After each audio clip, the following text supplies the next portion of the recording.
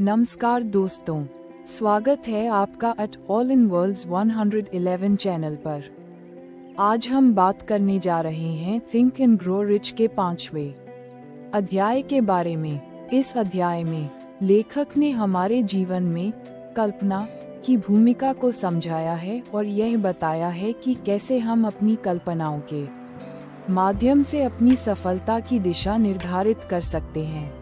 अगर आप हमारे चैनल पर नए हैं तो कृपया चैनल को सब्सक्राइब करें, वीडियो को लाइक करें और अपने विचारों को कमेंट में जरूर साझा करें। हमें आपके सुझावों का इंतजार रहेगा और हम हमेशा आपके साथ जुड़े रहने की कोशिश करेंगे। तो बिना देर किए हम इस अध्याय का सार शुरू करते हैं।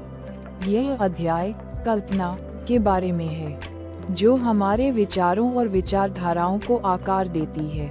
लेखक ने ये बताया है कि कल्पना से ही हम अपनी सोच और कार्यों के लिए दिशा प्राप्त करते हैं। जब तक हम किसी लक्ष्य की कल्पना नहीं करते, तब तक उसे प्राप्त करने के लिए किसी ठोस दिशा में कदम नहीं बढ़ा सकते। लेखक के अनुसार कल्पना दो प्रकार की होती है, संचयी कल्पना और सृजनात्मक कल्पना। संचयी कल्पना वह होती है जिसमें हम पिछले अनुभवों और ज्ञान से प्राप्त विचारों का संयोजन करते हैं। ये कल्पना हमें समस्याओं का समाधान निकालने में मदद करती है। वहीं सृजनात्मक कल्पना वह होती है जिसमें हम अपनी विचारधारा और रचनात्मकता का उपयोग करके कुछ नया उत्पन्न करते हैं। ये कल्पना हमें नई योजनाएं बनाने में मदद करती है।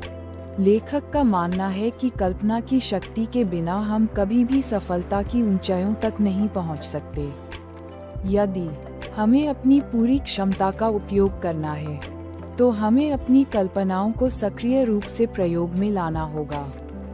कल्पना हमें ये सिखाती है कि हम अपने जीवन को कैसे रूपांतरित कर सकते हैं और हमारे सामने कौन कौन सी संभावनाएं हैं। इसके अलावा लेखक ने ये भी बताया है कि कल्पना को केवल विचारों तक सीमित नहीं रखना चाहिए।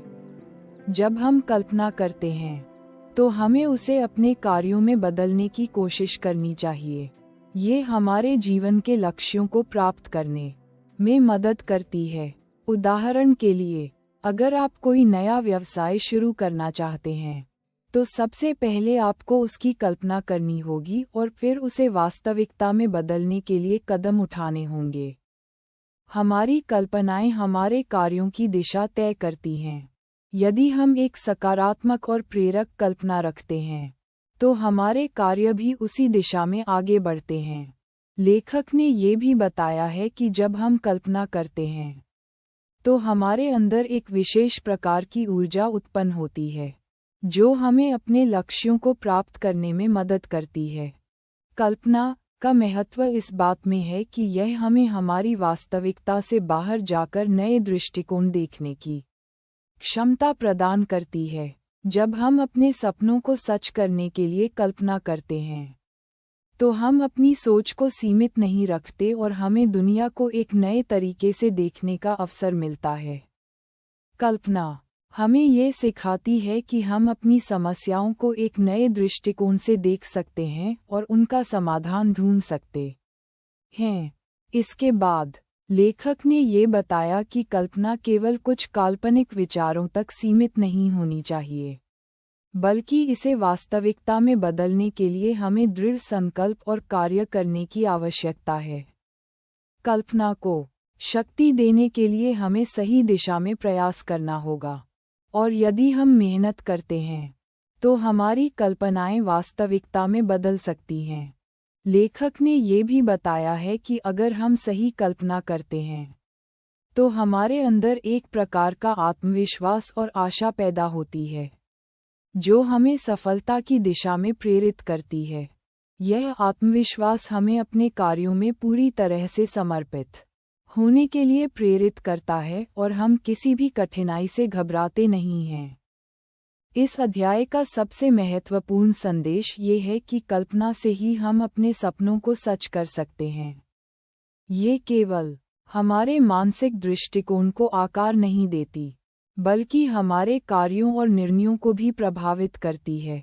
लेखक का मानना है कि जो लोग कल्पना की शक्ति का सही उपयोग करते हैं, वे कभी भी असफल नहीं होते। जब हम अपने सपनों की कल्पना करते हैं, तो हमें ये समझना चाहिए कि यह केवल एक विचार नहीं है, बल्कि यह एक मिशन है। हमें अपनी कल्पना को अपने कार्यों और निर्णयों में परिणत करना चाहिए। ये हमें हमारी मंजिल तक पहुंचाने के लिए प्रेरित करती है। दोस्तों, कल्पना केवल एक मानसिक प्रक्रिया नहीं है, बल्कि यह एक जीवनदायिनी शक्ति है। ये हमारे सपनों को आकार देती है और हमें अपनी मेहनत और दृढ़ संकल्प के साथ उन सपनों को साकार करने के लिए प्रेरित करती है। तो दोस्तों, आशा है कि आपको इस अध्याय का सार पसंद आया होगा। अगर आपको यह वीडियो अच्छा लगा हो, तो कृपया इस चैनल को सब्सक्राइब करें और लाइक तथा कमेंट जरूर करें। हम आपके सुझावों का हमेशा स्वागत करते हैं और आपकी मदद से हम इस चैनल को और बेहतर बना सकते हैं। धन्यवाद, और हम अगले अध्याय के साथ फिर से मिलेंगे। याद रखें, अपनी कल्पनाओं को आकार दें और अपने सपनों को साकार करने के लिए कदम बढ़ाते रहें। समाप्त।